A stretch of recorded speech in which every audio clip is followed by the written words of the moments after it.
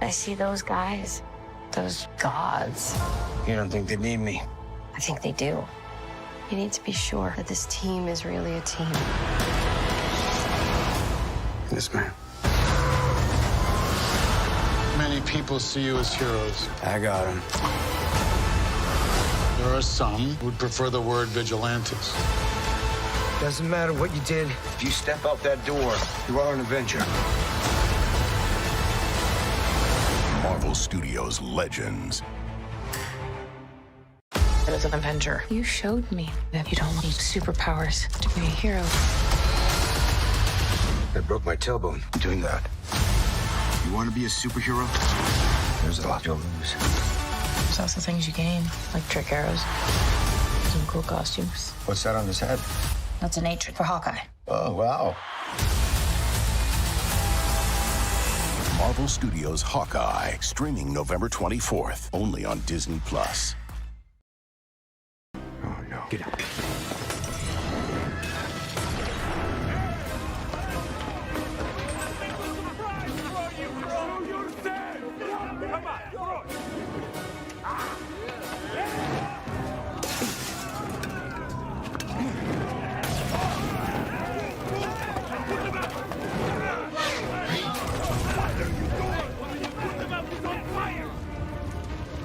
Told you. Yeah. Gotta get that suit.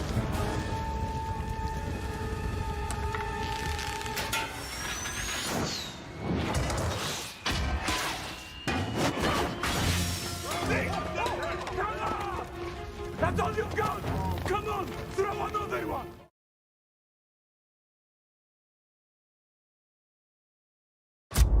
So Kate is helping you with an Avengers-level threat? He's my partner. It's kind of a stretch. I made a lot of powerful enemies. I can't go home till I fix it. We're in this together, right? We need a ton of trick arrows.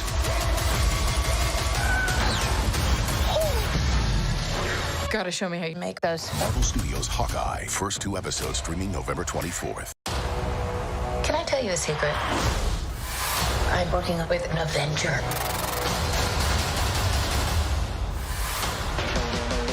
Oh my gosh, well, we are right in front of Grand Central Station in the beautiful New York City. Day 4 on Hawkeye. I mean, it is already... Everything happened very quickly. Archery lessons, training in LA on the stunt side of things, hand-to-hand combat. I love that this job left me no excuse but to get to a place where I could come here and be shown something and I would be able to pick up on it quickly. The kind of hook for us was bringing in a female superhero, that it's not about being superhuman, it's about being super skilled and funny as anything. We knew we wanted to contrast her with Clint, you know, the classic buddy cop sort of energy of these two divergent personalities kind of meeting. It's pretty cool to me. People are trying to kill us. Actually, it's pretty bad when you think about it. Haley Steinfeld is just wonderful. She's a very, very talented actress. Didn't realize we were supposed to bring guns. I begrudgingly sort of have her as a partner, and then our friendship grows through it. But a lot of wonderful, fun things transpire. So Kate is helping you with an Avengers-level threat? He's my partner. It's kind of a stretch. She's really adept at digging deep and mining and just adding so much dimension. What Haley's done with this character, I think fans are just gonna eat her up. We're saving the holidays. I'm just so excited to be a part of the MCU. I've had an amazing time, and I just feel very lucky to be here right now, and I'm excited to see what happens. Holy! There are arrows more dangerous than that one?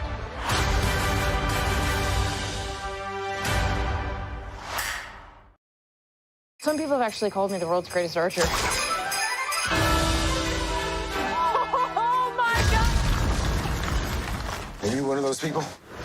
Finding the banter between Clint and Kate, Where are you? oh, relax, I'm taking the elevator, came pretty naturally. I'm surprisingly capable. Their chemistry was so on. We're communicating, we're listening. They can bicker and have you giggling behind the monitors, but then you see them in action sequences and it's just lightning. The intersection of those two characters becomes really the big base of what this show's about. I begrudgingly have her as a partner, if you will, and then our friendship grows. We certainly get our butt kicked all over this show. I enjoy the humor and the tone in the twists and turns that it takes. Collaborating with Jeremy, it requires a lot more strength than I think it looks like it might. A lot. Definitely not this one. You don't have to say definitely like that. It's been such a wild ride. You have no idea. This is literally just the bare bones of what this is gonna be. Holy! Your problem is branding. No, my problem is you.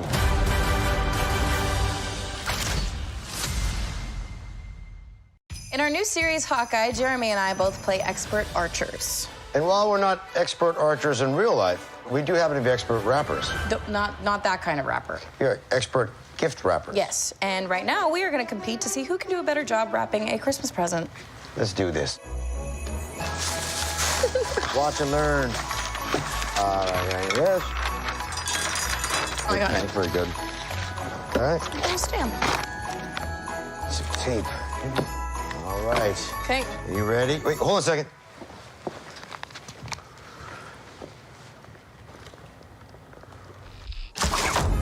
Okay. Merry Christmas. Wow. Call it a draw? Well, whatever's inside is broken anyway, so Okay. I mean, Well, it's just the box. it's the outside that counts, Okay. right? Perfect.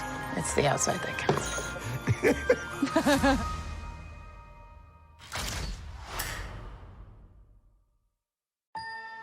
This is the first Christmas we've had together in years. I love you guys. I'm making up for some lost time. Authorities are wondering if the masked vigilante who terrorized the city's underworld is back. The past has caught up with me. Should we be worried? No, it's nothing. I'll be home for Christmas. I promise.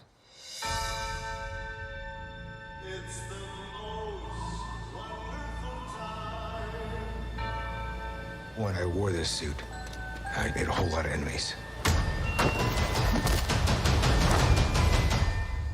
You're a Hawkeye. Who the hell are you? Some people have actually called me the world's greatest archer. Are you one of those people? It's the most wonderful. Hey, babe, I should be back in a day or two. Hang on a second. With the kids jingle belling and everyone telling. Things have gotten more complicated. It's the most wonderful time of the year.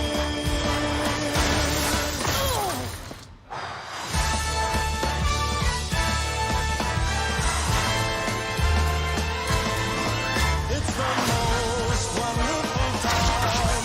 Yes, the most wonderful. This is too dangerous. Definitely not this one. You don't have to say definitely like that. Holy shit! There are arrows more dangerous than that one?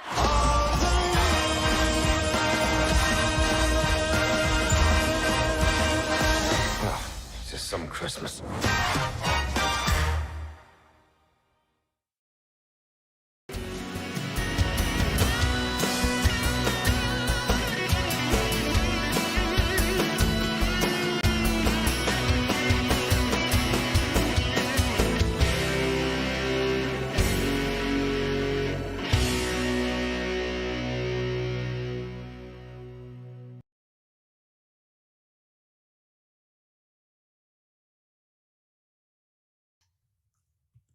All right, and we are live with the first episode of the Hawkeye Aftershow. This is the show brought to you by The Key, where we literally watch a show and we talk about it afterwards, hence the After Show title. We've done WandaVision. We've done, what was after WandaVision? Falcon Winter Soldier. Yeah. Loki. We've done Loki. Then we did What If. Now we're here, the fifth Marvel Disney Plus show, Hawkeye. And I'm not doing this alone. Who am I? I'm the host, Dimitri Pereira. We also got co-host Paul Lau. Paul, say hi to the audience. Hi. I'm here. Hi. Hello. Paul is back, baby. Yep. I sure am. Did you do all the What If episodes, Paul? You've been my co-host, tried and true. Gosh, you're really gonna Except for the guilt one trip that he me? slept in. No. Yeah. I forget. How many? Which ones did you miss? No, twist the knife. Just the one. Just the first one. Just it's the first one. Okay. Yeah, Captain Carter. That's right. Yes. That was a good one, I too. wasn't. Yeah. I was. Wait, was that the one you missed accidentally? Yeah. I was driving. I could have That's made right. it, but I would Yeah, have yeah. watched it. I would have just been, Yeah. Just come in cold turkey. I don't know. Okay. So Paul's been my right hand man, tried and true. So thank you, Paul, for being co-host on this.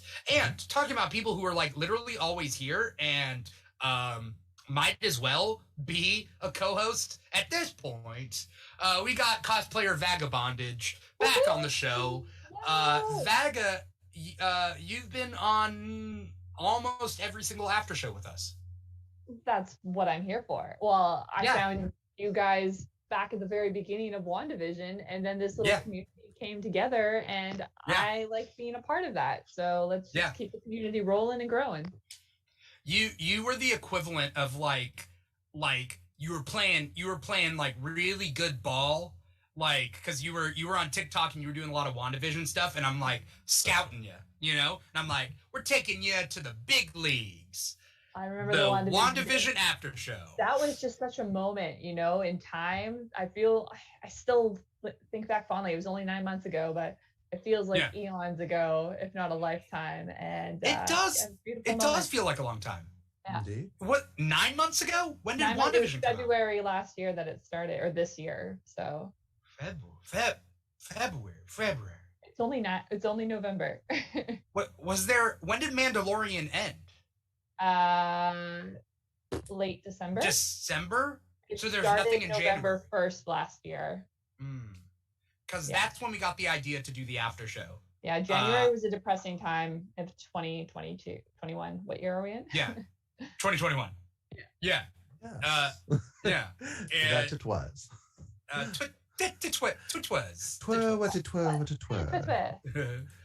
What that it was so simple. Anyway, we're here for Hawkeye today, though, right? We are here for Hawkeye. We got 2 episodes to talk about. I was wondering. I was like, I knew, because I have to plan out the schedule, and I'm like, is Book of Boba Fett and Hawkeye going to overlap? But then they're like, nah, let's drop episodes 1 and 2, which is great, except for the fact that we're starting this at 2 a.m. Pacific time, which is cool. Which is fine. I'm up anyway. I mean, I don't know about you guys, but we're all night owls here, aren't we? I mean, that's literally what it takes to do this after show. Absolutely.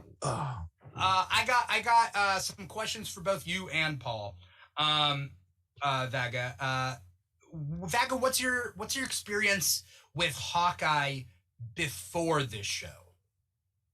Before the show, leading up to it, in fact, I was doing a Hawkeye Advent calendar, because Advent isn't just a time of year for the religious folk. It is a word that means countdown or coming of.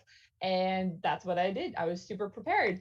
So I got deep into all of the Hawkeye. I was a fan of Kate Bishop before. I was never a huge clinger on of Clint Barton because of the MCU. I didn't feel motivated to read the comics. But earlier this year, I was also introduced to the Mockingbird comic book. And that's how I fell in love with Clint Barton, because at the end of that 8-issue series, he ends up in a threesome with his ex-wife and her new boo. So I'm involved. Did they really? Yeah, it was off camera in off comic. It was in the very last panel. They just kind of had a massage, but the writer left it in the parentheses that it was going down. So okay, that was for sure. Not headcanon, small canon, subtle canon, under the radar stuff, and that drew me towards Clint Barton. And I mean, the boy can rock a bi flag in his wardrobe on a daily basis, so why not? Bisexual lighting. Was he bisexual, or was he just participating in a threesome? I'm gonna call it, is it MFM? He's definitely more prone to the female relationship, but that doesn't erase bisexuality. He can be involved. No. That being said, I've also had many threesomes with straight guys, so who knows? Yeah. Yeah, Well, it could be an Eiffel Tower, but maybe the top of the tower kisses. I mean, right. stuff Sometimes it's a happens. London Bridge. Sometimes the Eiffel Tower. Yeah, All yeah. about the high five, guys. Yeah. Yeah. If We you're will be there. on a Oh, slant, I do a handstand. Whatever. Okay. it's just a legs leaning There's tower. going to be a Hawkeye after party, right? Where the three of us all just get together. That's the thing. Yeah. Is that what this is? It's No, been we've 5 obviously- after shows in the We've making. gotten completely off the derails here, guys. Come on, back to Hawkeye. Speaking about derailing. Wait, derailing. Anyway. Why we don't do conversations at 2 a.m. Yes. We got a newcomer. We got a newcomer out there. I see a Dr. Gel E. Bean. Dr. Gel E. Bean Hey, says. I'm Jelly Bean. Oh, do you know Dr. Gel E. Bean? Yeah, he's a TikToker. He's fun to hang out with online. Okay. Dr. Jelly Bean says they sold Mephisto's skull at the auction. That was so dope.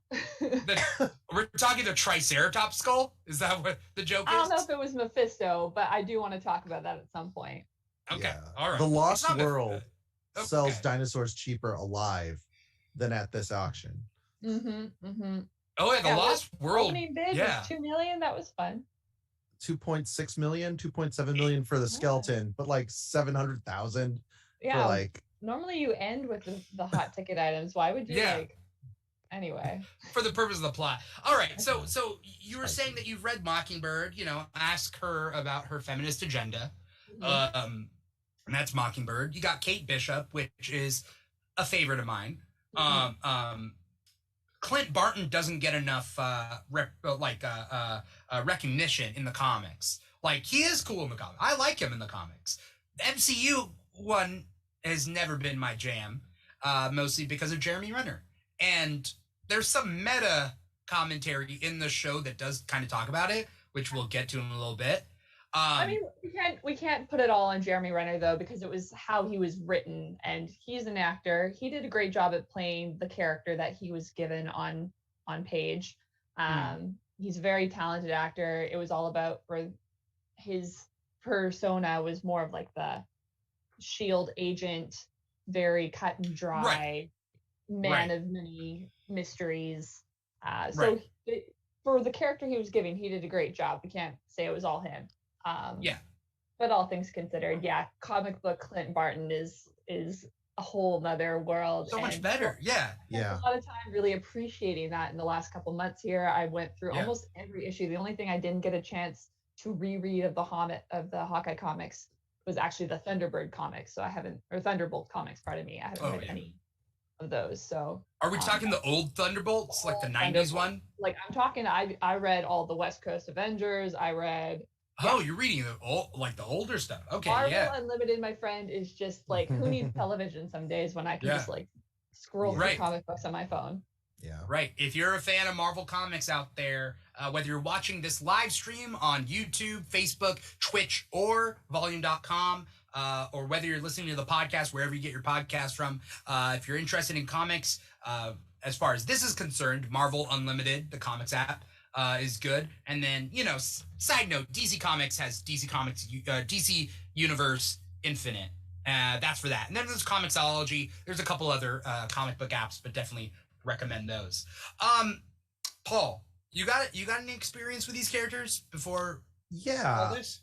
Yeah, I think well, I read The Fraction, which like all the intro credits really draws from. I guess I was kind of a Jeremy Renner fan because he was in that National Lampoon's road summer trip or something. What? Yeah, like when he was really young, he was a pyro and a stoner, and then he did that war movie. Do you know what I'm talking about? I think the only other movie I've ever seen Jeremy Renner in besides the MCU is Tag, and he basically I saw Tag. Well, that was after he became Hawkeye, and how he broke his arm, and probably why he's written to not do stunts on camera. That's why he did stunts during Tag. He got messed up during Tag. It's always, that's like every stunt person's story is like, oh yeah, I went to go tie my shoe as a stand-in, and then like a crane fell on me.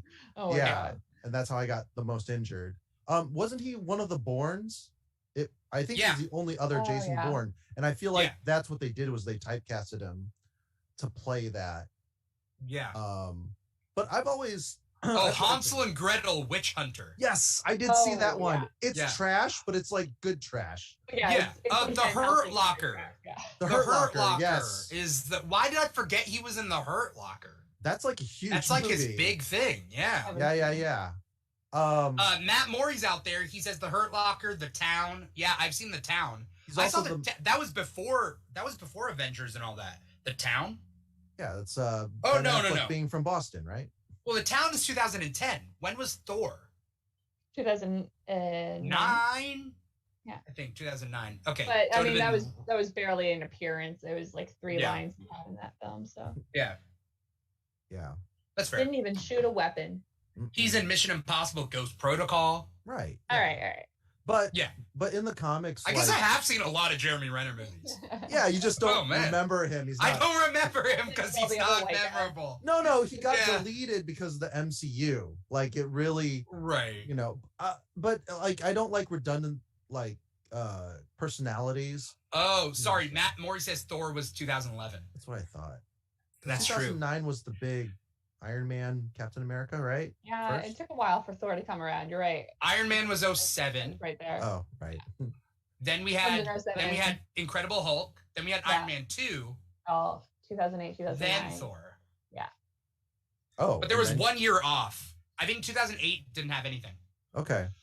And then 2009 and then whatever. Anyway, whatever. Sorry. Who did I interrupt this time? Yeah. In the comics, he does die in like a blaze of glory and I remember them all remembering him several times. Yes. Yeah. He does die. Yeah. But like he's human. That's the best part.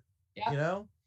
And he was killed off he was killed off during the disassembled situation. Yeah. So Avengers Ant-Man had already died, and he basically like sacrificed himself by flying into a helijet or whatever it was to kill off some aliens. But then he comes back in the rewritten world of House of M. But then he confronts Wanda Maximoff and he gets disintegrated. And then he just kind of magically comes back later on. So poor guy. Yeah. And not to mention that like every alternate universe has like either Clint Barton being one of the last people alive or one of the first people dead. He never goes at that middle ground. He's like either easy pickings or for some reason he's lasted the whole apocalypse. Well, he's a glass cannon, and that's why we have Old Man Hawkeye, you know, where he has to be resourceful because he's so fragile, you know, and that's what makes it compelling. Is that a real thing? Old Man Hawkeye is great. Yeah. Old Man Cockeye. Old Cockeye. That's right. Now you think he had a cocked eye, but nope. Mutation, penis for an eye. A penis for an eye, not an eye for a penis. Penis for an eye. Look, have you seen Cyclops' visor? There's a reason there's a cap over it. Oh no! Don't give the boys. Don't give the boys any ideas, because the boys will take that idea and run with it. I have so many ideas. There's so. Anyways, Ultimate Hawkeye, because at that time he was like, they murked his family. And he started throwing like silverware and killing dudes, and that was like fingernails, and he was killing people with fingernails too. Yeah, I mean he was strapped, and he like pulled out a fingernail and killed people. Yeah, it was a. That's the Ultimates, right? That's Ultimates. It's a page from Bullseye's is throwing his teeth at Daredevil. But I just that made it. Brian Hitch made him a badass, and then they made him really stupid in the second Ultimates, but. We'll forget that. He had guns. I don't know. I don't like my Hawkeye with guns. And then he had he became kind of the prototype Ronin. But that was Ultimates 3. But okay. Yeah. But like this comic is got a lot of heart. It's obviously the majority of the characters are coming in. Yeah. I'm sure they're not going to introduce his brother or any flashbacks when they were going from like. You know, adoptive home and abusive parents, but they seem to have changed it all up. I mean, we've got Jack Duquesne now, and he doesn't seem to have any association with Hawkeye so far. I mean, we don't know each other. We don't know. There's something weird going on with that guy, and it's not just his mustache. I thought it was Paul. From Jacques to Jack. I mean, they could have easily just called him Jacques. It's as pretentious as Armand. No, that's wave 4 or Shang. That they're gonna do it for everybody. All right. No, I don't know though. Like I think it's just because maybe they were like, we don't want him to have a French accent, so it's like he's Jack instead of Jacques. Okay, is Spanish? I mean, do they not have a Spanish equivalent of Jack? Why is this guy supposed to be Spanish? Well, the actor is Tony Dalton. Is he? Yeah, isn't he? He's got a Spanish accent. You can hear the way that he speaks. He's got some sort of like. Blah, blah, blah. What does he look? Tony what Dalton? does he look like? He looks like Paul Tompkins, but yeah. Okay, I see him. The comic book. Yeah. Oh, he's an American Mexican actor. Okay. Yeah. I mean, Sword of Zorro. No. Huh. Because Tony Dalton is Alvaro Luis Dalton, known professionally as Tony Dalton. Gotcha. Oh, okay. There we go. He's in Better Call Saul, and I don't know. I've never seen Better Call Saul. So yeah, I didn't even watch the Breaking Bad, so I didn't watch the sequel. Yeah, I do like his mustache and his hair in this. I especially liked his hair. He looks exactly like the comic book. I can't get over it. He does. Yeah, he does. It's great. Yeah. For anyone out there. Oh yeah. There's more to him than meets the eye, and we need some like super villainy from him, or whatever it is.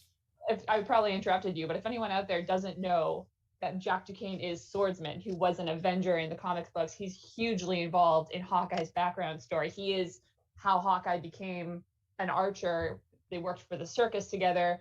Every time you hear Hawkeye's backstory, you hear Swordman's name. So characters highly involved. There's also lots of other character Easter eggs that have been dropped through the show. If anyone wants to get into those. Oh, we will. But Jacques Duquesne or Jack Duke, is it Jacques Duquesne turns into Jack Dukin? It's not Jack Duke. It's but like Shadukin. Oh, it's kind of like that, but yeah. What's and then So Swordsman is in the comics one of the people who trained Hawkeye, at least the main one, because they were part of the circus together. Yeah, it started out with just him, and then in like I think it was 1963 or so when they introduced the Hawkeye character. A couple issues later, they introduced Swordsman, and that's when they told you that he was part of that same backstory from the circus. And then every time you've seen Hawkeye, whenever he's been kind of rebooted, if they do the backstory, it changes whether or not it's a carnival or a circus, and whether or not it was Coney Island or someplace in Iowa. Yeah. But whatever it is, it's some sort of performance background, and then it goes between Swordsman just teaching him and also Trickshot being the guy who taught him to be an archer. So eventually they brought in Trickshot as well. Is Trickshot Clint's brother? No. Does Barney become Trickshot later on? But Barney I think so. Introduced just as Barney. He was always kind of just a guy, and then later on I think he becomes Trickshot. With Jack Duquesne being so integral to Clint's story in the comics, I think they're going to be related in some way. And if they are, then because of this continuity, he's probably ex-SHIELD, right? All those SHIELD agents had to have gone somewhere, right? Mm-hmm. Like, he's ex-SHIELD. But he's also super rich. So do rich kids join SHIELD? Not really. His uncle is rich. His uncle is rich. He is like the poor side nephew. He's not even. Oh, that's true. That's right. He's not an Armand. Yeah. The seventh. For some reason, I thought that was his dad. For some reason, I they thought that was they made it sound like that, but then it was later in the episode they reconfirmed it's his uncle who died. Yeah. So Jack is probably ex-SHIELD, right? Master of weapons. He probably trained with Hawkeye because he's probably the same age. Like he's not. He can't be older, right? No. Yeah. If anything, he kind of looks younger. I don't want to put anything off on Jeremy Renner here, but I feel like they did a little bit of that de-aging Disney magic on his face for this one, because you see him in the interviews. I'm like, bro. Yeah. I'm snapping the tracks. I don't even like that word, but this freaking tracksuit mafia is gonna get it in my vocabulary. I'm so upset. Which one? Oh, bro? Bro, it's a word Bro. I've seen on the internet. I avoid it at every freaking cost. If you make a TikTok and you start with bro, I scroll past you immediately. It's not something I want to hear, but this tracksuit mafia is gonna force it in this brain. I'm starting to cringe when I hear "Let me explain." No offense to anybody, but that one too. Oof. The other one. Actually is an auto scroll. What about the age between Hawkeye and his kids? Because them eating together, I'm like, oh shit, you got snapped. 5 years have passed. Your dad is now old, and the hearing aid. 5 years older. It's just that, you know what I mean? Like, but 5 years older when I'm sure he was 40. He was in his 40s for sure. That can turn you into your 50s real quick. And knowing what Hawkeye's done to his body over the years, that was a great little. What happened to your hearing? Let's talk about his hearing real quick. And we're not even talking about this plot where I think we're like just ripping it apart, which I like. Something that was big is in the comics, especially in Fraction's run, we learned that Hawkeye is deaf and he needs a hearing aid, right? And so when people came out, or when this trailer came out and showed that he was wearing a hearing aid, people were like, okay, but how does that work? Like, when did that happen and whatnot? And in this, we see him go, I don't know, but then it shows like clips of, he has all those explosions. Yeah. He's a regular dude, and this shit happens to normal humans over time, and it'll probably happen to you. Remember all those dubstep concerts we enjoyed in our 20s? Yeah, that's going to hit us later on. Oh, that wasn't me. That wasn't me. But in your 20s, when you're all young and listening to the wait for the bass I'm just gonna hug this bass for 8 hours. Yeah. We have tinnitus on deck. I have a loud family, so maybe it's the same. You have a loud minority family? Oh, okay. How dare you, sir? How dare you? What? My dad is too. For anyone out there who's listening to this and has never seen any of us, Paul Lau is white, and I'm offended. I'm offended by his talking down of minorities. Well, go find him on Twitter at Paul Lau Jokes. Lau. And go tell him what's what. That old Welsh name, Lau. Oh, no, it's Lough. Lau. Yeah, shut up. It's just inspiration to get them to come watch the video. All right. BuzzFeed makes an article. BuzzFeed makes an article about this, and then we get free publicity. So perfect. Oh, cool. We already advertised Marvel Unlimited. Maybe we'll get some free subscriptions out of it eventually too. I mean, I was advertising Target earlier today, so we need that. We need that big money. Big money, baby. Sir John is here. What's up, Sir John? Sir John says, hello, I watched both episodes of She-Eye. I don't like Hawkeye, but She-Eye? I think it's a weird autocorrect. It's early, we get it. Or late. It's a weird pun. I mean, it's not even a pun in that sense. But Sir John, I've seen Sir John here before. Thank you for showing up. There might be a better pun for Hawkeye being a girl, but okay, fair.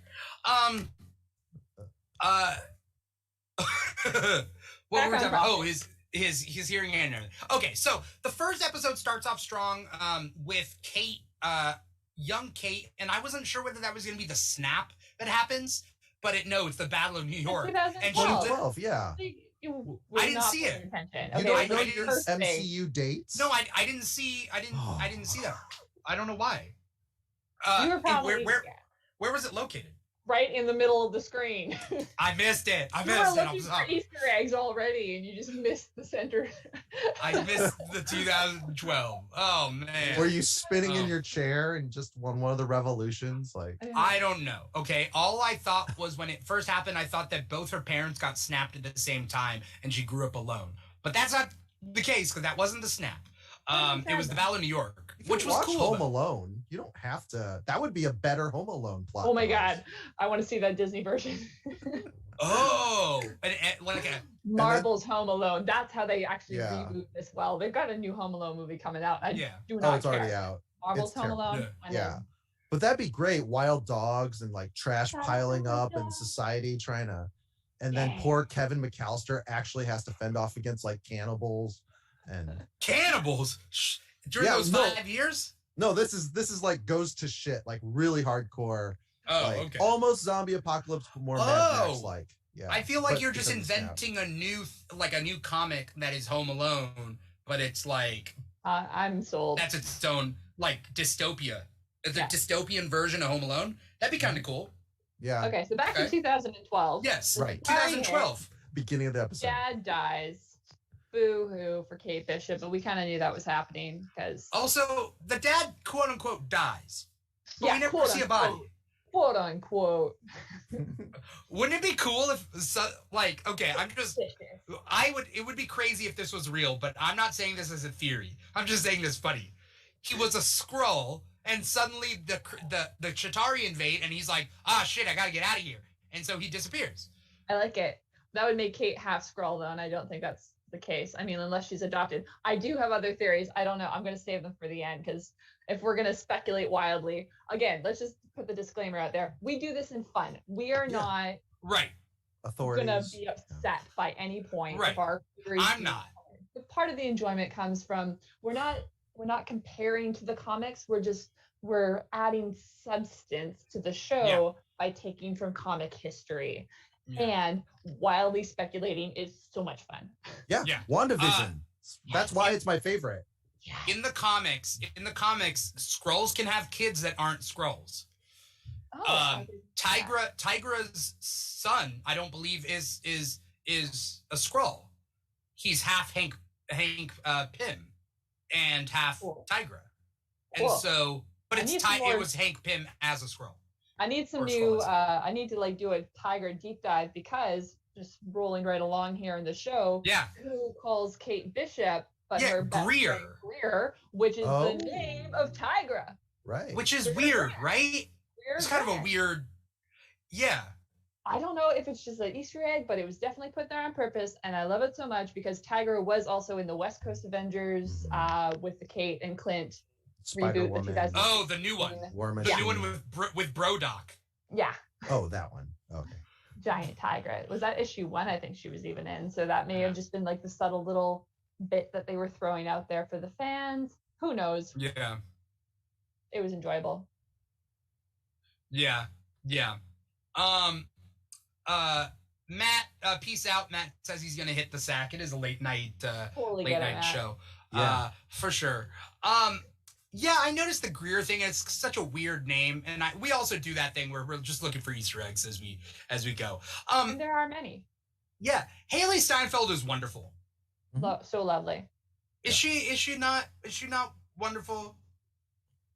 Yeah. We can talk about her all day, and we definitely will. But I want to talk about how structurally unsound that bell tower was, because what kind of fucking bell tower just completely falls when the bell is rung? That was not It's like, how dare you? It's decorative. You throw a stick at a bell and it broke the tower. Yeah. That thing was coming down anyway, okay? It hit the rope. Right. Oh, poor Quasimodo. He's like, he pulls it and then it all falls down. Come on. I mean, I went to the University of Notre Dame, so. Was that Notre Dame? No, it's funny that you were like bell tower. And then Quasimodo is in Notre Dame, and Notre Dame is a college. I'm saying a lot. Yeah. Oh, Notre Dame and Notre Dame. Yeah. Well, and Quasimodo, too. And Quasimodo. Quasimodoc. Huh. Interesting. Oh.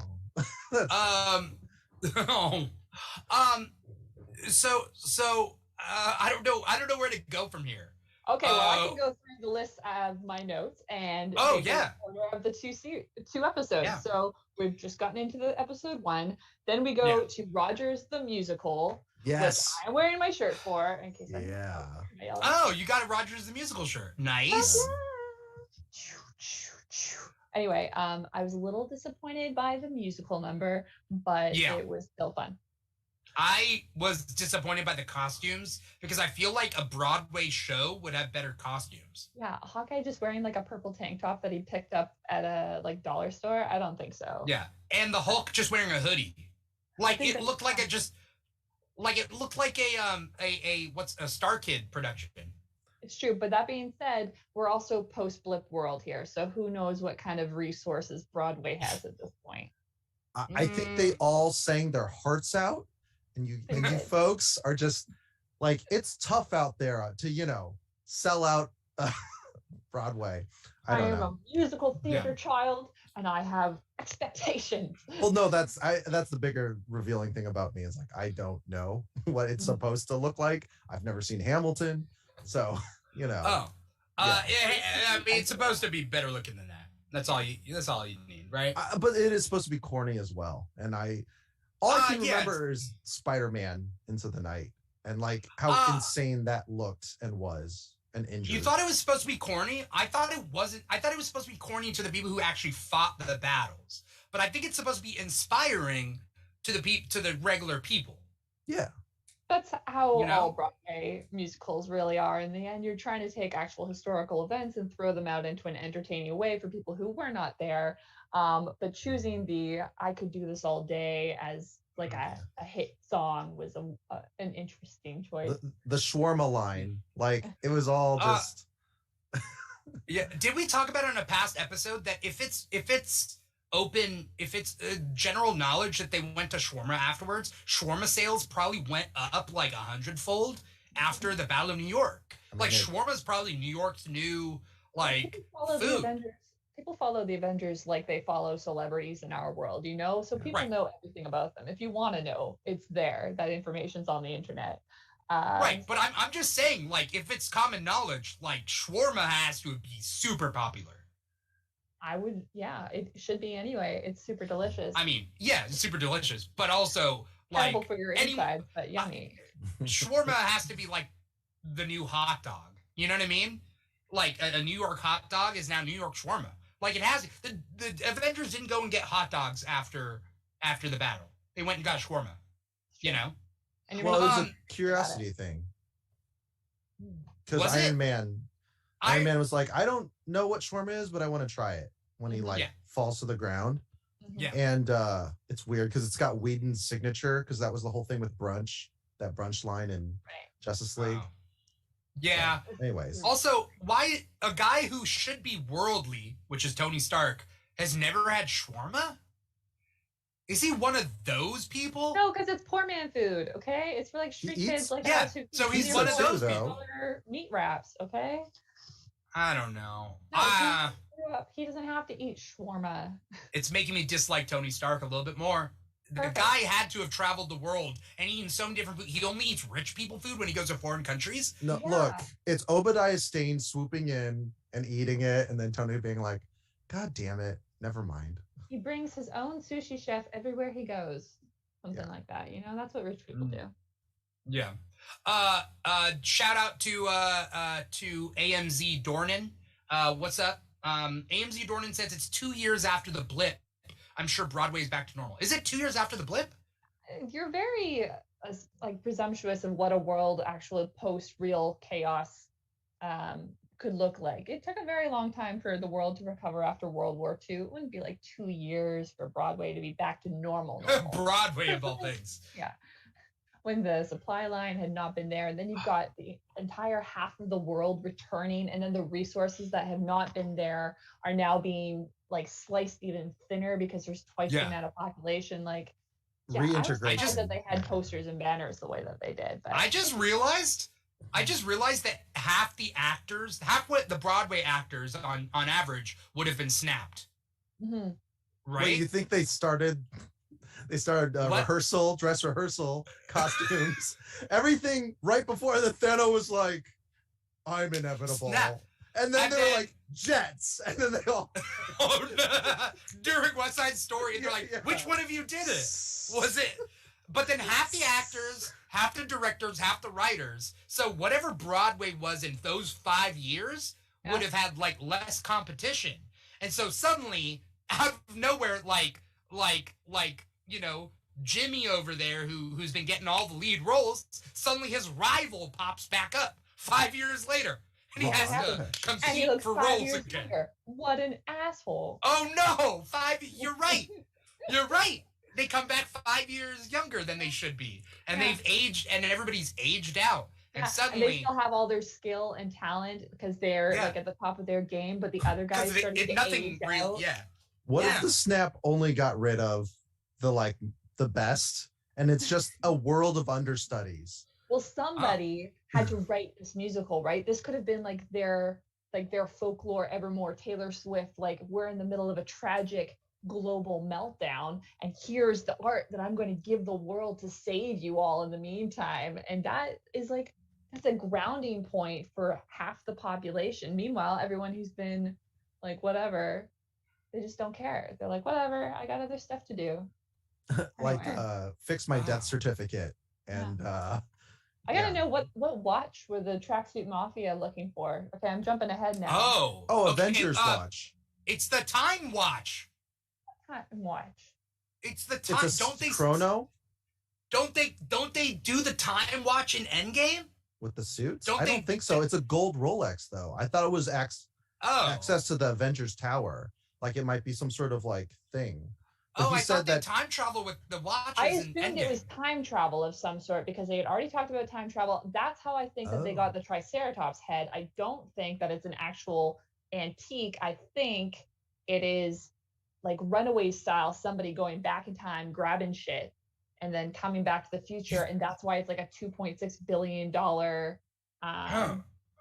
auction. This is like, this is superhero black market auction world. And they have supervillains like the guys from the Runaways who can travel back in time, get that kind of shit, and then sell it off. Why not? That's just my little putting it out there. I would say that, but I don't think such a grounded street level series is going to include time travel. I just don't. Not yet, but I'm just saying they're putting it there, you know?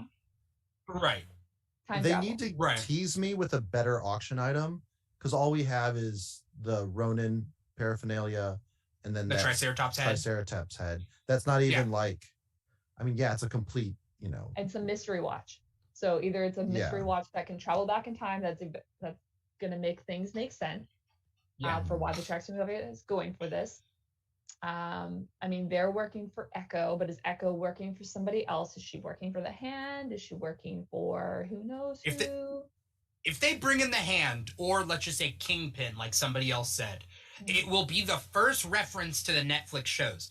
That's why I don't know whether they're going to do it. As of yet, there's only been one person that Marvel Studios has not cast that has been in a Marvel Studios production, and that is the guy who plays Jarvis. I don't know whether Sarah Haley Finn cast that, but it was under Ike Perlmutter's Marvel TV. Right. He's the only person who has been cast under Marvel TV that has ever been in a Marvel production. To the MCU. So we don't. Yeah, there's a possibility they could do some tie-ins. I don't know. I would like to see Madame Mask make an appearance, who is the villain in Agent Carter season 2, but she's like the main arch nemesis of Kate Bishop in the comics. Yep. And here's my theory. I'm just going to jump ahead to the theories now. Yeah. I think her mom is now Madame Mask. Okay. I actually had that thought too. Yeah. Isn't there? I had this theory before I even watched the episode. They released a poster where her eyes are blue, and I'm like, that's so weird because Haley's eyes are brown and Kate Bishop's eyes are brown, but you know whose eyes are blue? Her mom's. One day I'll get a chance to look at Haley Steinfeld's eyes. I'll just Wait, what are you looking at when you look at Haley? Yeah. What? What were we saying? My eyes are up here, bro. Yeah. Bro. We were listening for your excuses. Yeah. I'm just saying if I meet her in person. Anyway, Sir John says, imagine if we got a boner Kingpin. People will go batshit. It's Vincent D'Onofrio, and he's... What's his name? Boner? What's first name? What was Boner's first name? I can't remember. Ralph Boner? Ralph Boner. Why wasn't he in the musical? Ralph Boner? Well, because it wasn't the Ultron. Wasn't even there. Yeah. Ant-Man wasn't there. He was in Ant-Man. That's what Jelly Bean says. I like that they had an Asian Ant-Man. That made me happy. Oh, Falcon lived in the Avengers mansion in Ant-Man. That's what or in the Avengers compound in Ant-Man. Basically, people on the chat are talking about Hawkeye being paid as a member of the Avengers. Did they say that? No one's ever said that, and they've alluded to it in the Falcon and Winter Soldier that they weren't really making like Tony Stark kind of money that people expect them to. But Sam wasn't paid. Sam would have saved it. Like no, but like he's responsible for when Civil War happened. That's when like the checks stopped. Yeah, because he was a fugitive. He was a criminal, and yeah. Hawkeye wasn't. He retired, so technically he should have that pension money from working at Shield. But then he also became a criminal. Yeah, he was in jail. Vigilante. Right. Yeah. His wife works. So, it takes two to make a family, folks. I love that he doesn't keep anything from Linda Cardellini. You know? Yeah. She's got very Mockingbird vibes, in my opinion. Like, I'm not saying that that was why Matt Fraction wanted to create the character of Kate Bishop, and well, more, he didn't create her, but he wanted their dynamic to have that kind of Steed Peel from the originals Avengers. I don't know if you guys are aware of the old British. I got the top hat. Yeah, Avengers. that was the inspiration for their dynamic by Matt Fraction, who also consulted on this show. I don't know if you guys saw that in the credit, but I was really happy to see that he did get the consultant credit. The artist needs credit because they're taking a lot from that artist. Is so much in this because he was actually highly involved in the development of that. It wasn't just Fraction writing and David illustrating. Like, they went back and forth on it. They were almost partners through this whole situation. So I would like to see him get some money for that at least. Wait, are we gonna get the naked Hawkeye though, with the Hawkeye head on top of it? If we get like the Austin Powers, remember the infamous panel scene where he's jumping naked and there's there's Hawkeye. a panel. Yeah. Oh yeah. I remember Very the face, Austin right? Powers. Yeah. Somebody was mentioning in the comments how they think that Kate was too good and she doesn't need Clint. And I have no problem with Kate being so good. The whole beginning part of the first episode shows how much she trained. Like, truth be told, add 20 years to her and like she's gonna be better than Hawkeye. Yeah. Like, she started younger and she did way more. That's Hawkeye, I mean, as far as we know. She's just young, and that doesn't necessarily mean bad. It just means that a little mentorship can go a long way, and then he can retire. She can get the name of Hawkeye, unless he plans on dying. I mean, Captain America's not going to give her the name Hawkeye, so they got to figure out some way for her to get the mantle. Jeremy Renner comes back, and it's old man Jeremy Renner, but he just looks a year older than he is now, because, you know, he's not aging that great. This is not an anti-Jeremy Renner show. This is just a let's roast Jeremy Renner. It's just too easy. Yeah, we love Jeremy Renner. He's done a great job with this character. This is meant with affection. Yeah. We assume that we're all friends, but we're not. Yeah. It's projection, folks. I'm 40, so that's why I'm just like, come on, guys. This hairline is not getting any lower. Could Jeremy Renner be considered an easy target? All right. So, thank you. Kate Bishop kicks a lot of ass. I loved it when she's fighting with wine bottles, and then just made me think of that. Well, some break. No, but they don't break on impact, which I really appreciate. Because wine bottles wouldn't, right? Not always. It depends on the angle that you hit them at. If you just hit like someone's skull, their skull is going to go before the wine bottle, especially a full wine bottle because it's pressurized. Yeah. Pan's Labyrinth. There's a very brutal scene where he pulls out a wine bottle. He beats a man, like caves a man's skull. You may as well hit him with a lead pipe. Like those things are dirty. Yeah, they're pressurized and it's not cheap wine, obviously. No, that is a pricey auction. That wine room, I was like, oh my former alcoholic self is crying inside. Sure.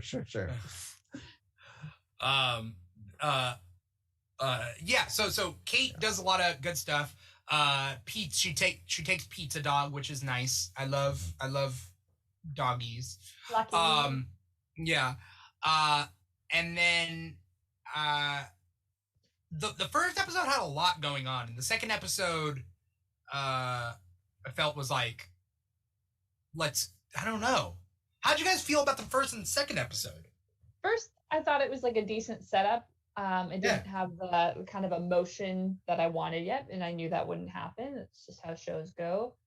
the character of Kate Bishop, who you love so much for her banter in the comics, she didn't have the ability to do that banter yet with Clint. So once that fell in episode 2, when they were walking down the street, it really all kind of fell together. Was that episode 2? Yeah. I think it was episode 2. Episode 2, when they're talking and she puts she gets the phone number. That's the second one, because he's about to go to the LARP. Yeah. She mentions, and this is interesting, and I think this is a meta commentary. Paul, I wanna know your opinion on it, because you know about the history of the Ultimates. But basically, she was just saying how essentially cool and silent was cool back in the day, but now people don't want that. People want genuine connection, right? And it kind of explains just Hawkeye in the movies, right? Because Hawkeye in the beginning, it was people are not gonna buy the fact that he has a bow and arrow, so just make him cool and that will solve itself. But now people are but Hawkeye. And it's no, now we're going to get that connection from Hawkeye that we didn't have in the past 15 years, But it's also just a commentary on superheroes in general. How we are willing to accept and have the suspension of disbelief now that we didn't 20 years ago. Paul, did you have any thoughts about that? I don't know what you want me to say. I feel like you kind of. Did I say everything? I didn't say everything. It's just more. So you're trying to. I'm sorry. Maybe I'm not understanding. Okay, you remember Ultimates? Sure. Edgelord, the comic. Yeah. Yeah. Ultimate Hawkeye is so different than the comic Hawkeye, but then movie Hawkeye is based off of Ultimates. Oh, see, I never understood that. I haven't read all the Ultimate comics or many of them even. I just know that they exist. It's like a second realm of comic world. Ultimate Comics was supposed to be a parallel universe going around at the same time as the 616 comics, but it was modern day and it was hip and trendy with celebrities popping up and Tony Stark dating Jennifer Tilly, which was back in the day. Tilly? Yeah, they mentioned Jennifer Tilly. American Pie. What's her face? He dates a lot of people. No, but in Jennifer space. Tilly. Okay. He mentions Shannon Elizabeth. Yeah. He mentions a bunch. But the point being is, it's people of that time. Anyway, the point being is that it's hip, it's trendy, it's cool, it's sexy, it's violent. There's language, and people are a little bit skewed. And so, Ultimate Hawkeye is I'm just gonna shoot people in the face, with guns, with arrows. I'm just a brooding loner. And a lot of the early MCU is based off of that. That's why it has a different feel. Black Widow and Hawkeye being two partners on Black Ops missions comes from Ultimate Marvel, not from 616 Marvel. Yeah. Well, in Ultimates, Black Widow does betray the Avengers during that big invasion, and that was I didn't see it coming because I trusted Natasha in the comics or in the regular 616. Yeah, I'm from that era. So with Angel and Buffy, Angel was this brooding vampire with a soul, and then Buffy was just saying what's on her mind. It's yeah, man, I'm just really stressed out. And she's like, well, why don't you just masturbate like the rest of us? And at the time, it's wow, you're supposed to be this superhero savior, and you're just being frank and having to deal with, college stuff. I mean, that's also Whedon for you, but yeah. I know. I really don't like crediting him because he sucks, but at the same time, he also was part of building, and he had other writers too. It's not. Yeah. Well, we've surpassed Whedon. I feel like Whedon has not kept up with the times for many different ways. So you're right. So you're 100% right that this is basically the MCU as if we hadn't already known, announcing that they got the message, the audiences have changed, and they are going to be providing more happy human connection. Yes, right? I like that. Kamala Khan coming up. So. I mean, yeah.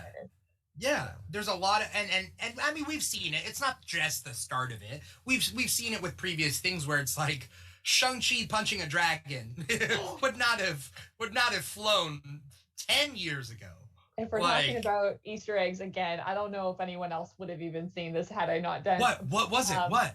So at the end of episode 2, when Hawkeye is riding he got duct taped to a little unicorn. To me, that instantly reminded me of the moment. What was the War of the Realms, where Hawkeye rides in with Shang-Chi and they're both on unicorns, and it made me really happy. Could that just be a happy coincidence? I think it's very possible it is, but it was fresh in my mind because I made a video about it recently, and I just thought it was hilarious. Did you watch the show Happy? Patton Oswalt is a cartoon unicorn that started it. I haven't finished it. That is a Christmas episode, though, isn't it? Christmas show? It's the first season's Christmas, the second season's Easter. Gotcha. And it's nuts, but it's also in New York. And I was like, did somebody on that production work on this one? Because there's like a couple of parallels. Got it. Yeah. I like it. Yeah. What are the other things you noticed? Grills, who's the firefighter. Larper. Yeah. That is the name of the guy who gets killed in the Fraction run. So my heart is like, protect this man. I felt for him too, because he's like, come on, Hawkeye, dude, like this is the closest I'm ever gonna get to being a real superhero. I'm like, dude, you're a firefighter in New York City. You are a superhero. Why are we not talking about this, people? Yeah. So I don't know if they're doing him dirty or if they're just trying to make us emotionally invested in him ahead of time.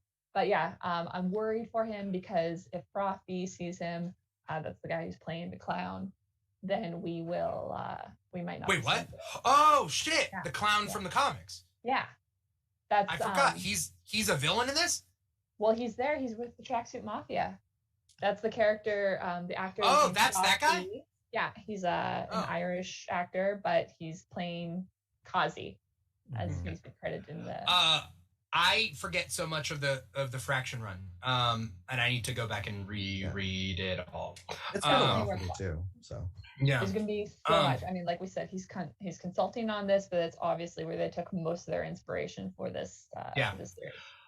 I like seeing that because a lot of the time, and in most of these things, they're using all the blood, sweat, and tears that were used previously in the comics to make the comics to make this, and not giving these people credit. So I always like it when like the writers get producer credits and stuff, like, or consultant credits, like, yes, please. And the art too, like, and the art, you know, the logos and everything. Like when Spider-Man 2 came out, and I was like, whoa, the intro's done by Alex Ross. I'm like, okay, we're getting like proper, prominent artists. And then Thor, oh crap, Jack Kirby, all the Jack Kirbyisms, seeing it visually, that was really cool. Oh, you're saying as long as they're giving them credit, but like they didn't give Jim Starlin credit for Infinity.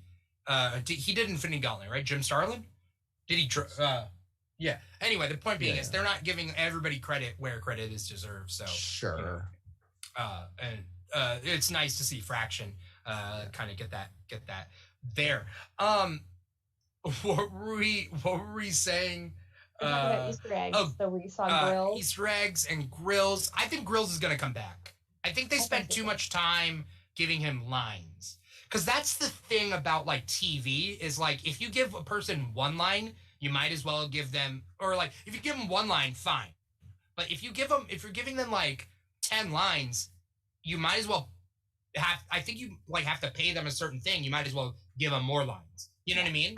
Well, we don't have the apartment complex like we do in the Fraction run, so they need to find some sort of other thing for the Hawkeyes to protect because his families have gone home now, but they're still after Kate Bishop for a revenge thing. They're after Ronan for a revenge thing. So there's the and who killed Armand? They're going to get away at some point, but they're going to have to come back. So what's going to make them come back to do the protecting? And I get what you're saying. It'll be a community situation. I think. There's a lot of open threads, right? Who killed Armand? Do we know? Do we have an idea? I guess at the moment it's kind of like leaning towards Min. It makes it look like that, but right. So we don't have access to Kingpin, you think, in this one? Okay. It's not that we don't have access to him, right? It's that so far because people love being like Charlie Cox is going to be a No Way Home. Kingpin's gonna be in this. Kingpin's gonna be in No Way Home. Iron Fist is gonna be in Shang-Chi. Blah, blah, blah, blah, blah. But so far, we've gotten none of that. We have no proof. And we've only had one actor who was in it ever be in any Marvel movie. Sure. You know what I mean? So we don't know. And we've never even gotten references to the Hand. We've never gotten references to Hell's Kitchen and their protector. Like, we haven't even gotten references to it. So it's either they're just going to pretend like it doesn't exist, or they're going to roll them back, or there's some sort of iffish thing where they're like, Ike Perlmutter's like, hey, if you bring it back in the next 5 years, I get to do this again. And they're like, we'll wait out the clock. So they might be running the clock on some of these characters. Because Ike Perlmutter, they're trying to get away from. Oh, no, as you should. Yes. Ike Perlmutter wasn't involved in the Netflix stuff, was he? Yeah, I think so. Because Jeff Loeb ran it, but Ike Perlmutter is like, yeah, I believe so. Oh, darn. I thought he was just the ABC Disney shows. I think he oversaw both. Oh, shoot. And Jeff Loeb oversaw the Netflix stuff. Gotcha. But like under Ike Perlmutter. So, who knows? All those corporate deals are weird. So there's somebody on, let's see, who's saying what? Miss Marauder. Miss Marauder saying Vincent D'Onofrio, and I saw this one, retweeted the Hawkeye post on Twitter or something. So that's where a lot of the Kingpin speculation is from. There's been Kingpin speculation for No Way Home too. But yes, he posted that like he's always so excited for this type of thing or whatever. And people were like, are you excited to be in it or to watch it? And I think that there was like some sort of, I forget his actual wording, but yes, there was that retweet. So thank you, Miss Marauder. Also, Miss Marauder says she has been watching us, but she is sewing. She's not commenting much because she's sewing. Miss Marauder is awesome. Cool. So whatever you're doing, Miss Marauder, thank you. More Easter eggs. Yes. Moira Brandon, who plays Kate's aunt. Oh, okay, yeah. Apartment that she's in. Moira Brandon was the name of the apartment that they went into. Yeah. That was the woman who sold the building that became the West Coast Avengers headquarters. In the original West Coast Avengers. So she was like an honorary West Coast Avenger. She's like this old, like fancy Hollywood star, like kind of lady. Okay. And anyway, so it's just a little Easter egg from like, I think I looked it up. It was West Coast Avengers number 100 that you see her in. Yeah. That's interesting that they're using those names. For Loki, I think it was Loki, they use a lot of the names of the crew. But in this, it seems like they're using a lot of names from the comics. They're just pulling stuff from what they can, Yeah. Falcon and Winter Soldier, they did it too. They pulled like Madripoorian names and stuff like that. So it's like, what was the Smiling Tiger and things like that, like super obscure. Why not? Yeah. Like, you have to put a name there anyway. May as well make it meaningful. But you have to use a name that nobody's gonna use, like that they literally have no plans to use. They do it for us, Dimitri. They do it for us. I know, but that's them. That's them knowing that they're like, we're not gonna do anything with Smiling Tiger, so let's put the name in here. But then you get like painted into a corner when suddenly some like new cool hip director is like, hey, I want to use Smiling Tiger. And then they're like, now we got to retcon it. And like the MCU does that though, right? Yeah, but they've got plenty of other things that they can use in the meantime. Yeah. I mean, think about the Mandarin. Like using the Mandarin in Shang-Chi. They thought he was throwaway in Iron Man 3 and they were like, okay. And then they were like, okay, wait, no, never mind. Let's do All Hail the King or whatever. I never took him as a throwaway in Iron Man 3. I thought, if anything, that they were trying to rewrite him. I don't know, like he was a huge part of the Iron Man things. It was not a throwaway. It was very meaningful at that point. Right, but he wasn't a real villain. No, but that allowed them to leave it open so that they could use it later on down the line. I mean, at that point, did anyone think they were going to get Shang-Chi in the near future? No. And also Mandarin isn't Shang-Chi's dad in the comics. Exactly. So either way, they had to take a couple steps back to be like, oh, okay, yeah, Mandarin is this character. Really, they set that up from the beginning because the 10 rings were in Iron Man 1. So that was there before the MCU really became the MCU. Right. Yeah. there's a lot of retcons that the MCU has had to do, and that's fine as long as it makes sense. Doctor Strange has always been around, and then they like said his name in but they said his name in Winter Soldier. Oh yeah, has a different idea of what something is, right? So every writer who gets their hand on a piece of material, they're going to try and make it their own. The same way that every fan who ingests this material absorbs something different from it. That's why we have these conversations. Right. That's why there's discussions like this. That's why these fandoms grow, is because we build communities on why it affects us in different ways. And that's what builds diversity, and that's what's worth celebrating. And this show is awesome. The end. Yeah. I'm just thinking, like, all these shows, I never thought I would have seen Kate Bishop on screen. I just never thought I was gonna get it ever. I never thought I'd get a good one.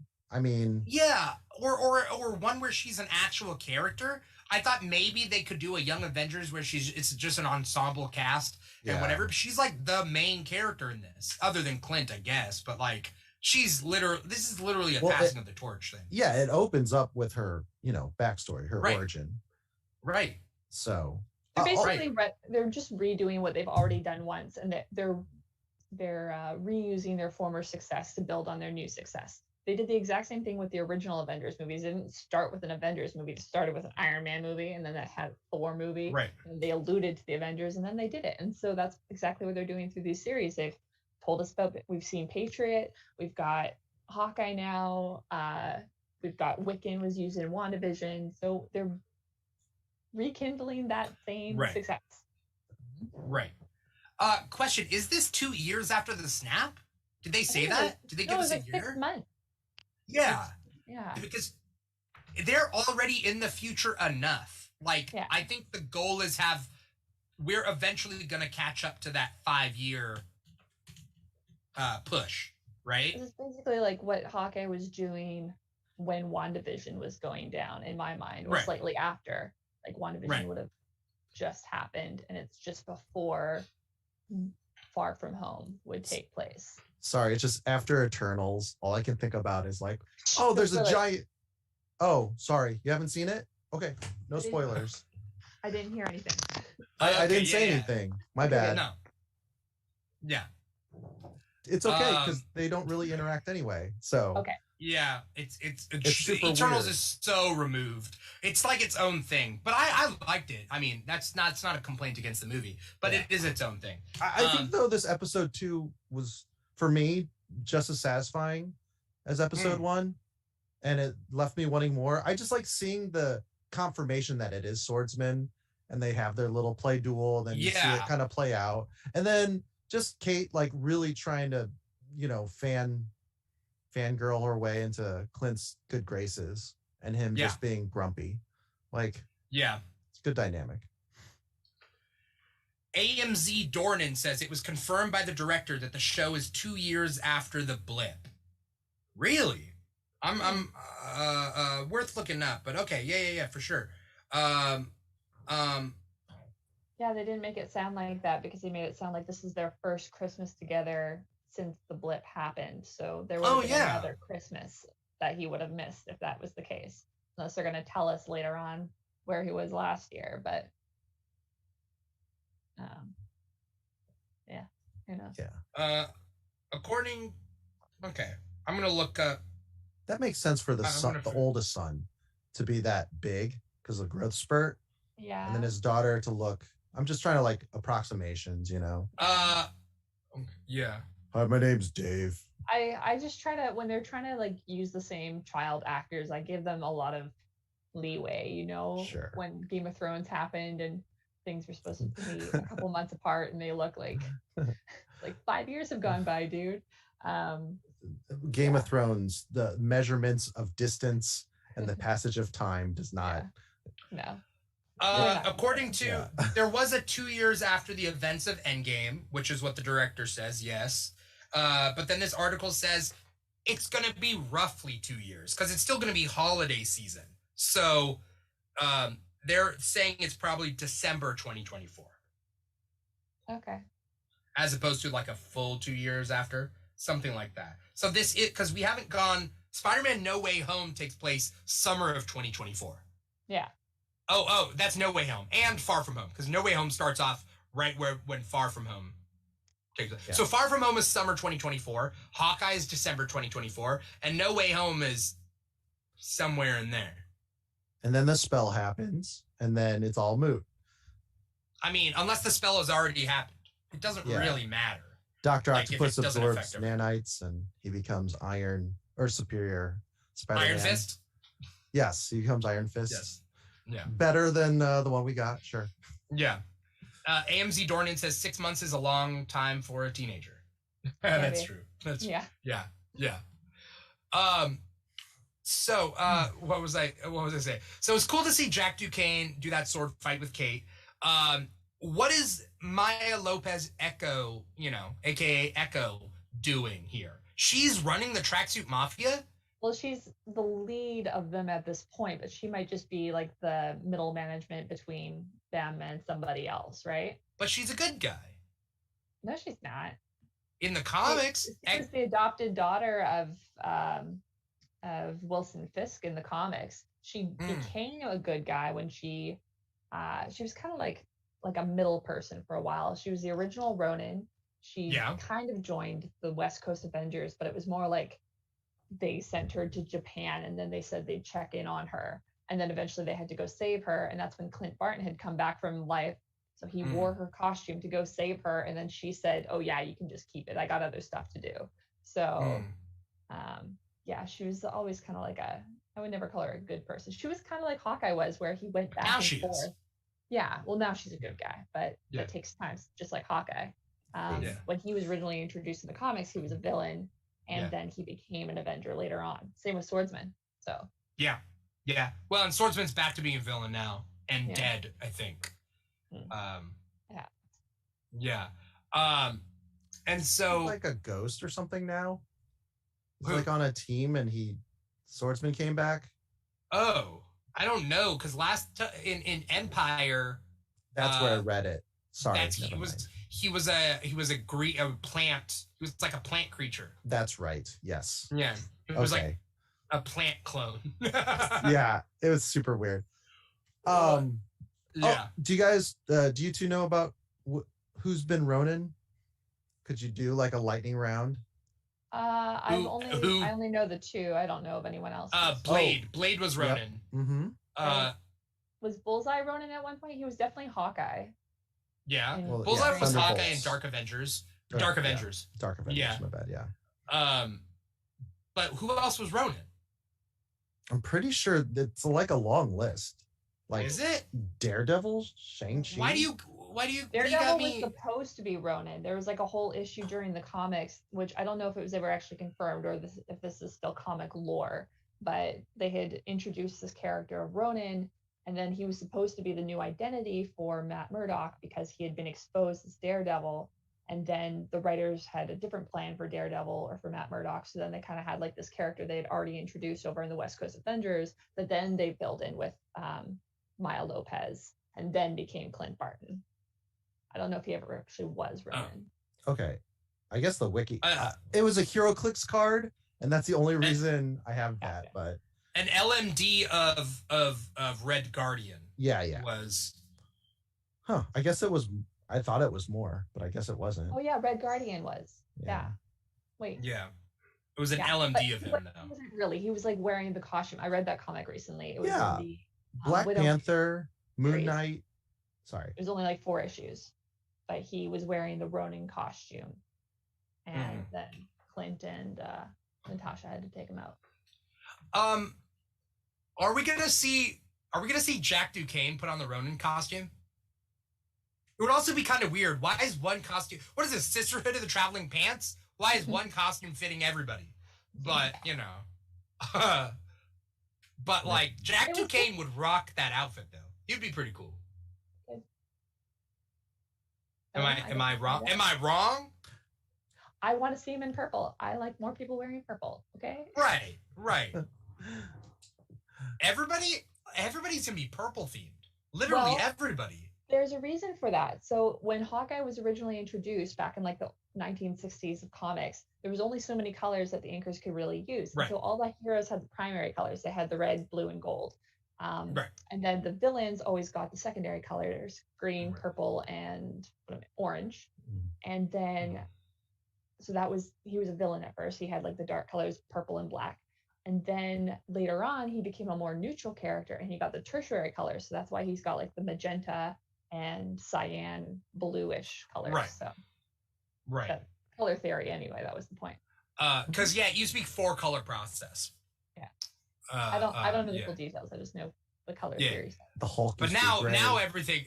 I mean, inking is a lot different now, or in printing too. But yes. I'm with you. That's why Spider-Man is red and blue. A lot of these heroes are just like red and blue. Superman's red and blue. Their opposites, their alternates are purple and green. Like anytime you have a red and blue character, you have a purple and green arch nemesis. Yeah. They talk about it in Unbreakable too, where he's talking about the size of the head of the villain is like really large and Asian Oriental features. Sadly, that was a. Did they talk about that in Unbreakable? No. I'm just saying, like in general, anything exotic to the West. Yeah. I think eventually, when comic book history becomes like grade school taught, there will be a critical theory to go along, and I think it's important. There's a couple people on TikTok who are professors in Marvel and comic history. Well, like Dr. C. Dr. C is great. I'm forgetting what's his name? There's a couple I'm forgetting. Yeah. AMZ Dornan says, I hope this whole series doesn't revolve around this costume. Yeah. I mean, I think at that point, the costume's already done what it needs to do, right? Like, it sparked this thing with the Tracksuit Mafia. That's really what started this whole thing. It's true. It's purple. But also regarding Kate Bishop's purple costume, that, as we mentioned before, Matt Fraction drew his inspiration from the originals Avengers, a British TV series, the Steed Peel dynamic. Then David took inspiration from her costuming. So Emma Peel has this purple tracksuit with the hip holes in it, and everyone always asks about Eleanor or about Kate Bishop's hip holes and what the purpose of that is. It's like, no, it was a direct inspiration from vintage 60s attire, and So that's where awesome. Yeah. It's not my favorite costume of hers, but it's all right. Oh no, I just like hip holes because it's the whole 60, like the hips. That's the way bikinis were and that body. J. Scott Campbell drawings. A lot of that going on. Yeah. There's a comic file that was really funny that made a joke about it where they had to carry some files, and Kate was like, "Okay, Clint, you're gonna have to carry these though because they're gonna fall out of my hip hole." The opposite of pockets. Yeah. I mean, yeah. As we close this up, I want to know what your guys' thoughts and hopes and dreams and theories are for what's coming up with Hawkeye, because this was episodes 1 and 2, so we got 4 more episodes, right? 4 more episodes for shit to really hit the fan. But what is that shit? It is because he become the clown of some sort. Okay. I mean, he might not be like the clown, but he'll be Kazi, which is basically a hired killer. So they're going to have to deal with him. I would really like to see Eleanor Bishop turn out to be Madame Mask. I think that would be a fun take. Bringing some backstory and just kind of like mashing it together. Because I think in the comics she ended up being like a vampire or something. Like she was supposed to be dead, and then later on they turned into a vampire. Yeah. Yeah. What run was that? I think it was in West Coast Avengers, but I have to reread it. You're right. Yeah. So that's my expectation. What about Echo? Because she's getting her own series. Yeah. I don't know how they're gonna make her own series. Just like I don't know how they're gonna do Agatha Harkness as her own series, but at least I'd rather see Echo. Oh.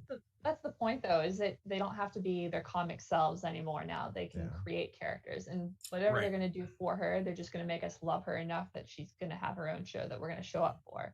So I guess we'll find out. Yeah. It's gonna be interesting. I'm looking forward to it. Yeah. I think there will be a car chase scene. That is my prediction. Well, we know that from the trailer, right? I More trick arrows. Yeah. Well, yeah, he doesn't do trick arrows. She's gonna bring about trick arrows, right? Is that what it is? He has trick arrows, though. Does he? Oh, he does kind of have trick arrows, He's right? always had trick arrows. But they're not tricky, right? They're like he's got a freaking grappling gun arrow. He's got explosive arrows. Bolo arrows. He's got arrows. Does he have a bolo arrow? Have we Yeah. seen that? In the preview, I could have. Maybe I'm misremembering, but It would be enjoyable if we saw the boomerang arrow, since that has been used several times in their dynamic. Eventually, so it was in the fraction run originally, but then later on they put it in that Kate Bishop had actually gone back in time, met a younger version of Kate Bishop's self, where Swordman was involved. She told him about the boomerang arrow, and then later on he made it, and then he realized, he's like, wait, fuck, you did that. So that was fun. Is that Marvel Generations or whatever? There was like a 5-issue thing where like they all go back in time. Like one character goes back in time, and there was like X-23 goes back in time to Logan and like that stuff. Yeah. It was just the one issue basically where all the archers of the MCU, or sort of the Marvel universe, had been brought from different time periods and put on this island to have like this battle royale archer style. Yeah, I remember that. Yeah. I forgot that even existed. Damn. Okay. These are good theories. So I would like to do Boomerang Arrow. It doesn't have to be a whole episode, but like a decent scene worth of Lucky perspective. Right. Yeah. That is like that issue. Like that issue, right? 11. Yeah, a fraction run. That would be great. How are they going to do the one eye? They already have. No. From his perspective. Oh. Because I noticed when he was crossing the street, he couldn't have seen the car coming at him. Right. So I don't know. It's just these details. I'm loving them. Dogs have super senses of smell, right? And that, I think that's going to be a part of the theme. I mean, we've got the fact that Clint is hard of hearing. Echo is a deaf character. So it's a great reminder for human beings in general that the senses that you have, the life that you live, there's so much privilege in that, but it's also not everything. There are different ways to exist. And I think that's a good wake-up call for a lot of people. Yeah. Are we getting a Yelena? Oh, yeah. At some point. She is showing up at some point in an episode. Mm-hmm. I forgot about that. Thank you, Paul. Well, because the whole Russian thing, and I was like, okay, so you have tracksuit, mafia, and then Yelena. But what's because her that's name? what I was expecting. Contessa sends her. Yeah. Or tells her, and she comes on her own. Yeah. But maybe that's where the Echo tie-in could be, because like Yelena's got like the connection with all these bad bitches. I would like to see Yelena and Echo working together. That'd be cool. What if Echo is ex-Red Room? She could be. Oh, that was actually my thought. Subject here, but Shang-Chi, the end of Shang-Chi, I missed out on that whole conversation time because I had to wait for it to get to Disney Plus. Were those the ex-Red Room chicks at the end of Shang-Chi? No. No. They could have been. It could have been. Jinx. They could have been at the end, but there was a Red Room chick in the fight in the tournament. Right. Yeah. Yeah. Cool. But yes, they could have been. But it was also they most definitely were at least some Red Room, because Xiaoling ran the whole fighting ring. So I mean, why not bring in all your ladies? It would be all the ladies from there. Yeah. So I hope we see more of them. I would like to too. Also, I cried when they did the whole little Nat moment on the Rogers the Musical. Just putting that out there. I was sad. Poor Nat. Poor Clint. Poor heartbroken people. Right. Yeah. It's also weird that everybody knows Clint by face. Not everybody. He doesn't wear a mask. He's always on TV. Yeah. Right. But he used to be like Black Ops, like super spy, and now he's like the world. Yeah. I'm still thinking about what's up with the Avengers compound. There's somebody grifting like all that stuff, right? Homecoming taught us. There's somebody going into where Avengers compound was, like Vulture. Or Vulture? Sorry, yeah. Yeah. Yeah. Because he was after it in No Way Home. Well, and then the one shots. There was like that heist one shot with the alien tech, the bank robbery. Oh, yeah. So talk about something that didn't matter at all. That one shot did not matter with Lizzie Kaplan, I right? know. What a waste. Yeah. But at the same time, hey, whatever. It's the alien tech world building. Right. Paul, you got any things, any hopes and dreams of what's coming up? I mean, I don't know. Like, I feel like this is the closing chapter. This is his, happily ever after. I'm pretty sure they're not going to kill Hawkeye in a Christmas themed episode. And yeah, this. But if they kill him at Easter, he's going to come back to life. Right. Hey. Yes. It is it's weird because like I'm split between the comics where like all his girlfriends or all his past romances are in one room, and he like walks in, he's like, oh shit. He's so lovable in the comics in a fuck up sort of way. Yeah. And it sucks that we will never get that in. I would never say never. I mean, he's just a different character. He's very relatable to a lot of people out there. Just because we're a bunch of like, young people without children doesn't mean that there aren't families at home that are looking at Hawkeye like the dad figure and appreciating what he's trying to do to be part of with his family. So I don't know. I get that. He's not going to be I was also never a fan of his whole like Playboy comic side of him. It's added to the charm. I was there for the Mockingbird Clint relationship. I like it when he has a serious partner of some sort that he can like work together with, and that's what he's got with Laura in the MCU, and now he's got the work side of it with. I didn't know he was a Playboy. I just remember that scene being like, oh, that's just like, his relationships. It's the wrong term. Sorry, he gets a lot of ass, but it's like he can't hold a relationship. Yeah, he like can't. A broken puppy boy. Yeah. I want to be loved, but I don't know how to love people. Right. Yeah. I mean, he can't sustain a relationship. He's like in his 40s and still eating cereal for breakfast, dude. Like. Right. It's Jake Johnson. It's Nick Miller.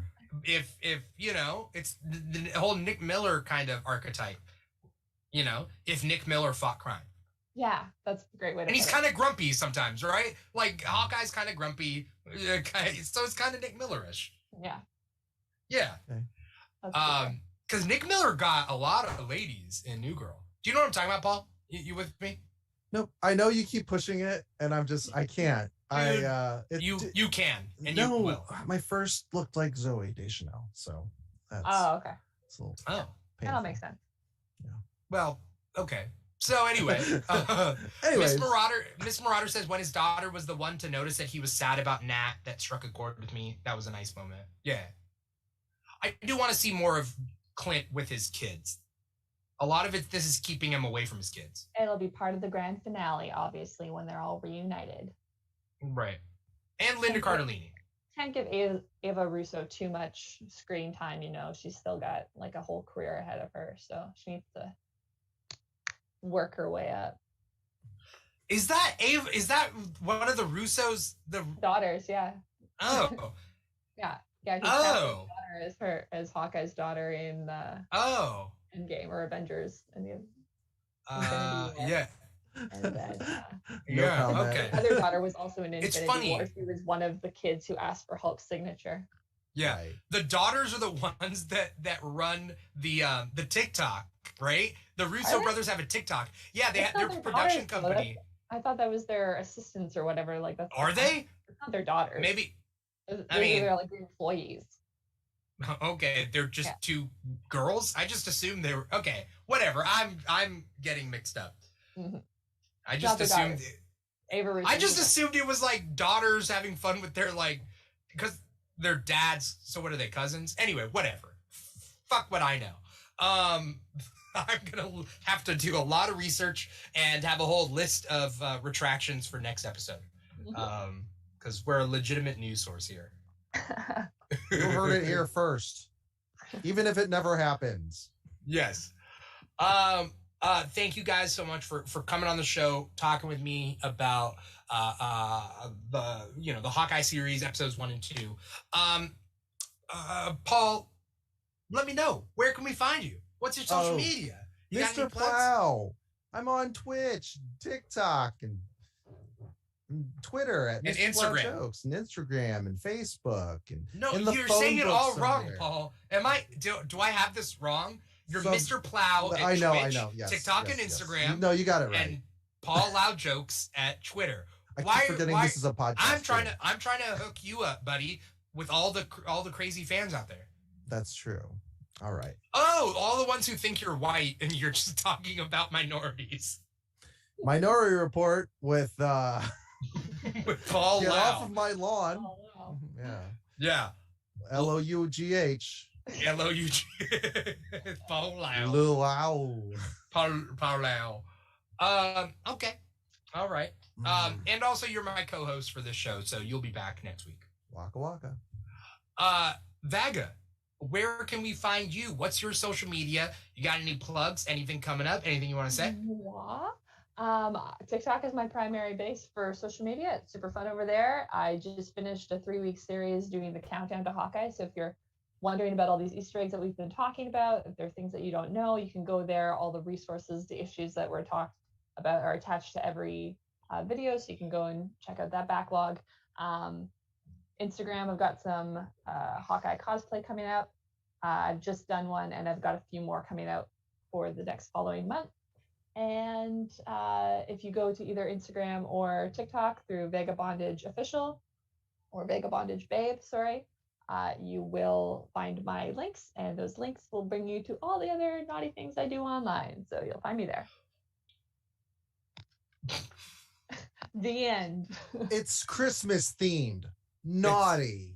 Nice. Naughty or nice? Nice guys finish last, which precedes that naughtiness. I don't know if you guys know this, but I'm a Christmas baby, so it's like the whole naughty and nice package. It just comes together with the bow. And I got my archery equipment today in the Hawkeye Advent calendar, so bow comes included. Okay. All right. Yeah. All right. Thank you guys so much for being a part of this and talking. Vaga, it's always awesome having you on this show. So thank you for taking time. Yeah. One day we're gonna hit a con together. All right. We're gonna do something. Passports are coming. I'm going over the border. Passports are coming. Yeah. So thank you guys so much. Paul, thank you for being an awesome co-host. Thank you to everybody out there for watching. If you're watching us live, you're watching us on a live stream, Facebook, YouTube, Twitch, volume.com, wherever you're following us, wherever you're watching us, please click like, comment, subscribe, do whatever you need to do there. Whatever you do is greatly appreciated. Or if you're listening to our wonderful, wonderful voices, you're listening to the podcast at wherever you get your podcast from, Apple Podcasts, Google Play, Spotify, SoundCloud, and iHeartRadio. We are there as well. We are also on Instagram at The Keeg Show and TikTok at The Keeg Show. I try to stay updated on there and keep things going. And if you want to tweet us at The Keeg Show on Twitter, feel free. We will definitely reply. So we got a lot coming. We got the Hawkeye After Show, however many episodes, every single week until that's over. And then right when that's over, we got Book of Boba Fett After Show. So definitely stay tuned. This is a late night community we're trying to build up. So thank you guys for being a part of that. And then we got Comic Talk on Thursdays. And we're talking Smallville on December 6th. So, you know, taking a look back 20 years ago at Smallville and seeing how far we've come. So definitely stay tuned with that. So we got a lot of cool stuff coming up. All right. Thank you guys so much. Thank you for everything. Once again, I'm your host, Dimitri Pereira, and this has been the Hawkeye After Show, talking about episodes 1 and 2. Take care. See you next week.